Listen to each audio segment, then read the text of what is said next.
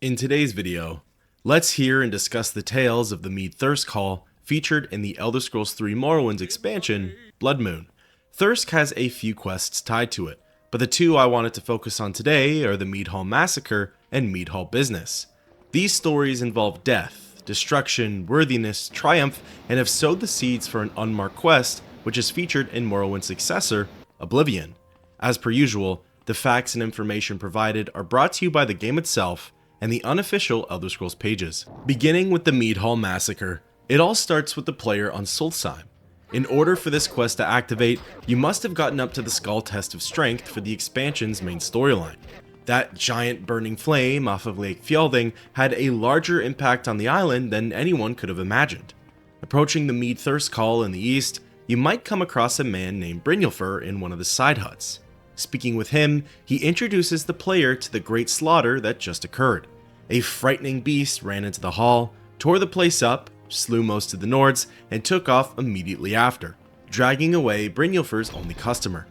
Entering Thirsk, you'll get to see all of the carnage for yourself. Bodies have been thrown everywhere, plus support beams and wooden posts have been knocked over. There are only a couple of survivors. Depending on if you completed the quest, the missing missionary, Marissa the Redguard might be upstairs, along with Beridit Jastel. However, the person of interest for this quest is Svenja Snowsong, the only Nord left alive in the Great Hall. Speaking with her, she begins by saying that something entered the mead hall and slew everyone inside. It came without warning, and even though the Nords fought bravely, they were far outmatched. Svenja managed to tag the beast with a couple of arrows, and it ran back to its dwelling. But she's certain it'll come back.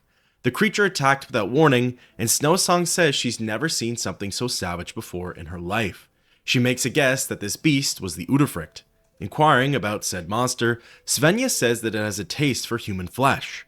The Udyrfrykte has been sealed away in its lair for many years. Its cave was closed off by ice, and she doesn't understand how it could have gotten out. It's just then, though, that she thinks about the Great Fire over Lake Fjelding, the very same one that involved the quest, the Skull Test of Strength. Snowsong says that the beast must be stopped before it wreaks more havoc across the island. She then asks if you're up to the task. Svenja explains that each new chieftain of Thirsk must present a trophy in order to lead the mead hall. If the player is to slay the Udyrfrykte, that will surely be enough to grant you the title. Promising her that she'll claim the throne of Thirsk, she directs you to the cave's entrance, which is west of Lake Fjelding. The lair of the Udyrfrykte is right on the shoreline just below the mead hall. Previously, before the Great Flame over Fjelding, there would have been a sheet of ice closing off the entrance. However, going up to the den, you'll now notice that it's completely open and anything can come and go as it pleases. Heading on in, the lair is pretty small. It consists of one long tunnel which leads to a small circular room. Followed by that is a tiny nook at the back. It won't take you long to find the unnerving beast. Its fur is as black as night, its eyes have a sinister green glow, and its teeth are razor sharp. It strikes using its claws, and it doesn't take long to find out that it's a formidable foe. Even though the UESP only places it at level 11, it has 1000 health points, 100% resistances to fire, frost, poison, shock, and normal weapons, and it can deal anywhere from 5 to 50 points of damage. It took my character quite a few hits to take down, and that's while using the Spear of the Hunter and with a spear skill of 100. Once the beast is defeated, you can loot the heart of the Udyrfrykte as your trophy. In its inventory, there's also a severed Nord leg, which acts as a unique blunt weapon. From there, you can loot the rest of the lair for some minor loot. When finished, Svenja Snowsong will be waiting for the player just outside of Thirsk. Speaking with her, she's about to deny you access into the hall when she finally notices the heart of the Udyrfrykte. Shocked and in awe, she says that you are truly a great warrior of song. Svenja takes the heart and declares that as soon as Thirsk is cleaned up, it'll be placed on the pedestal, bringing you one step closer to the title of chieftain. However, there's one final detail that needs to be taken care of. Inquiring about it, Snowsong asks you to find the barrow of Hrothmund the Red. He was the first chieftain of Thirsk, and you must seek his approval in order to become the leader. Inside the barrow is his axe. Grabbing a hold of it, you'll receive his blessing if you're deemed worthy. Unless you know the lore, it's also highly recommended to ask Svenja for a little secret. Here, she'll reveal to the player that the great beast which defeated Hrothmund in battle was named Onjag. The only hint that Snowsong gives you is that the barrow can be found at the Eye of the Wolf. You also learn that it's somewhere up in the mountains. Solstheim is full of rolling hills and rocky terrain. but the tallest mountains are in the northern section of the island.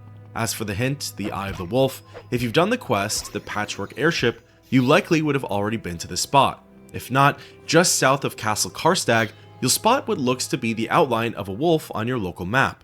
The eye of said wolf is the entrance to Hrothmund's barrow. Some they call me Hrothmund's bane, with midnight teeth and moonlight mane.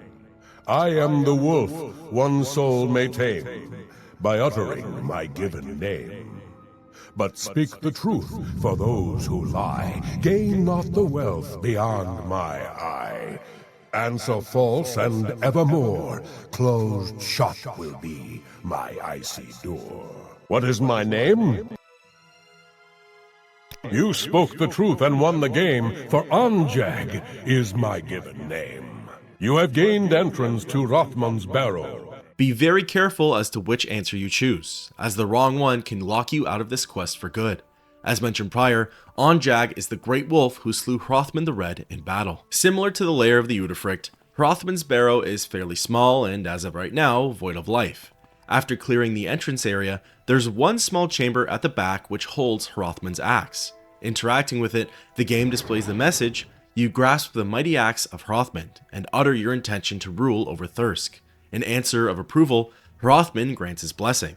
Unfortunately, you can't do much else with the axe. However, you will receive a temporary effect. In my case, it was Sanctuary for 5 points, and there's some minor loot for the taking.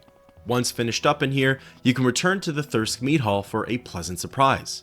Upon going inside, you'll see that the hall's been cleaned up. The bodies are gone, the pillars have been lifted, and there are even new faces in here. Burglyot and Bathmar Boldloot. In the cave he met the beast, and cut quite short its evil feast. And when the Udyrfrykte did fall, the chieftain came and claimed his hall. All hail the chieftain of Thirsk, slayer of the Udyrfrykte. May the mead flow forever. Speaking with Svenja Snowsong once more, she makes it officially known that you're the new chieftain of Thirsk. She understands that it's a tall task and that you're a busy adventurer, so she offers to become your second in command. This is where the Mead Hall Massacre concludes and Mead Hall business begins. However, the actual content for this quest is rather brief. Svenja mentions that there's business to tend to, and she also encourages you to go and look around the chieftain's quarters. Snowsong says that she left a present for you up there, one that's worthy of a true warrior. Heading on up, it's a one-handed longblade called Clanbringer. It has the enchantments of Rally Humanoid for 10 to 20 points and 20 feet of target, Sanctuary for 1 to 5 points, and Fortify Personality for 1 to 5 points as well. All of these are for a total of 120 seconds. Whilst up here, highly recommended is to check out the side rooms, as you'll run into the NPC Beredit Jastel. Chatting with him, he gives you a revised edition on the history of Thirsk Mead Hall. It's a lengthy read, but discusses the lore of Thirsk, your role in rebuilding it, and its relations with others on this island. The lore starts out with a small group of Nords who broke away from the Skull. They wanted to live more like their ancestors did back on Skyrim, so they built the Thirsk Mead Hall. Construction was tiring, long, and most notably, noisy. The ruckus caused an ancient beast to wake from its slumber. This beast was the Udyrfrykte, and it charged into Thirsk, slaying more than half of its inhabitants. After it fled back to its lair, someone by the name of Eldred Icelight was able to seal it in its cave. While this first massacre was a huge setback, the Nords continued their work and the Mead Hall was restored. During this time, 2 men sought to be the leader of Thirsk, Hrothmund the Red and Drengr Bronzehelm. Tensions built, so Hrothmund caught Drengr by surprise and beheaded him.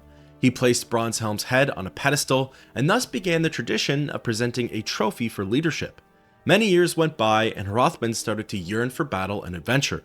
He learned of a great wolf named Onjag and ventured out to slay the beast. However, he bit off more than he could chew, as he was no match for this great foe. He was devoured whole by the beast. His axe was the only thing left behind. In solidarity for Hrothmund, all the residents of Thirsk Mead Hall stormed off to the mountains and defeated Onjag. The next section of the book describes your role and place in Thirsk's history, defeating the Udyrfrykte, placing its heart on the pedestal, and receiving Hrothmund's blessing. Following that is a list of all the chieftains who came before you. It details who or what they slew in order to become the leader of Thirsk and how long they were chieftain for. The final part discusses the politics of the clan. The residents of the Mead Hall and the Skull are on friendly terms. They even trade with one another. Outsiders are welcome at the hall, and even those who left its confines in search of a different life are always allowed back in. Thirsk and the Legion at Fort Frostmoth are on the same page. They leave each other alone and keep out of one another's way. Finally, the chieftain's word is law around Thirsk. Whatever they say goes, and while the hall is mostly peaceful and filled with camaraderie, fights are bound to break out. Continuing with the task at hand, the player can ask Svenja about the mead hall business that needs tending to. Snowsong says that there are a couple of different jobs that need to be looked after. One option is to order meat from Skyrim. By selecting this one, she says that the shipment should arrive in about a week's time. Simultaneously, you can ask her to send the hunters out for snow bear and snow wolf pelts. She says that these items can be brought to Brynjolfur the smith if you want to make custom armor. Again, the hunt will take about a week to complete.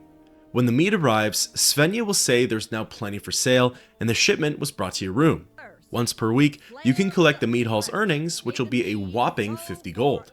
However, the real prize comes from these 60 bottles of mead. Each one is valued at around 80 gold. Similarly, once the hunters have returned from their hunt, 5 snow bear pelts and 5 snow wolf pelts are gifted to the player. Again, those can either be sold or made into armor by Brynjolfur. The final icing on the cake is that new decor has been added to Thirsk. The heads of the slain beasts have been thrown up on the walls upstairs. Whilst the 50 gold can be collected each week, that's all there is for shipments of mead as well as pelts from hunters. With that, thus concludes the quest, Mead Hall Business. Now, let's switch the conversation over to the most interesting focal point of the questline, the Udyrfrykte. Fans of Morrowind's successors will have recognized the monster almost immediately. They would have probably also been familiar with Svenja Snowsong and even the Massacre at Thirsk Mead Hall. In the Elder Scrolls IV Oblivion, the player comes across a location called Dive Rock over in the Jarl Mountains. There's a camp set up there, but nobody's around. All that's left behind are some belongings and a journal. The journal was written by Agnar, a Nord who took the role of chieftain after the Nerevarine left for Akavir. Describes how he met and fell in love with Svenja Snowsong, the sole survivor of the Mead Hall Massacre.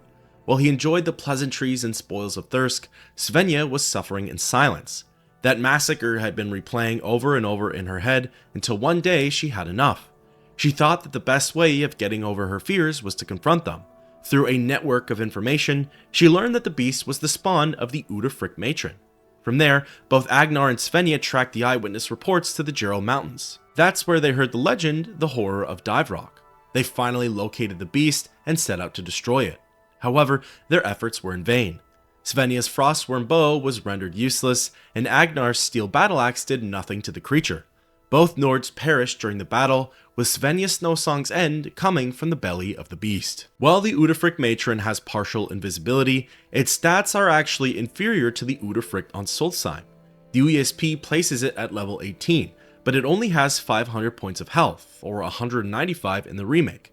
It only deals 26 points of damage, and it only has resistance to frost. Sure, it restores 2 points of health per second, but it has a 175% weakness to fire. However, the Udyrfrykte line doesn't end there. The matron's offspring can also be found in Skyrim in the Dawnstar Sanctuary. While going through the quest, The Cure for Madness, the player chases after Cicero in the abandoned Dark Brotherhood lair. Running through some natural caverns, you end up bumping into an Udyrfrykte, and it more or less behaves like a really powerful troll. It's level 22, which is the highest level out of all three, but it actually has the least amount of health, sitting only at 460 points. It also regenerates health over time and has weaknesses to fire. While there isn't much in the way of lore with this one, it's a nice nod to the previous installments and is tied in with the faction storyline, so it's hard to miss. Depending on where the Elder Scrolls VI takes place, I wouldn't be surprised if we see another offspring or even an Udyrfrykte patron in the game. The last bit of information I wanted to cover is what the Udyrfrykte of Bloodmoon is a reference to. This idea comes straight from the USP, and I highly suggest reading over every detail for yourself if you want to get into the thick of it. The common theory is that the Mead Hall Massacre and the Udyrfrykte are direct references to Beowulf. In the Old English poem, a creature known as Grendel storms the Mead Hall of Heorot, attacks its residents, and eats their flesh. Beowulf is the one to defeat said creature, and afterwards, he even takes on Grendel's mother, which could very well be a reference to the Udyrfrykte matron. To continue the connections, apparently the severed Nord leg, that's actually a blunt weapon, serves as the severed arm which Beowulf hangs in the rafters of Heorot. Finally, Hrothmund the Red, the first chieftain of Thirsk, is seen as a reference to Hrothmund and Beowulf, the son of King Hrothgar. While I personally wasn't super familiar with the epic Beowulf, it was really neat to get to read the parallels and references between the questline in Blood Moon and the Old English poem. I'd love to know your thoughts on the Mead Hall Massacre, Mead Hall Business, the Udyrfrykte, and Svenja Snow Song down below, and until next time, keep on adventuring.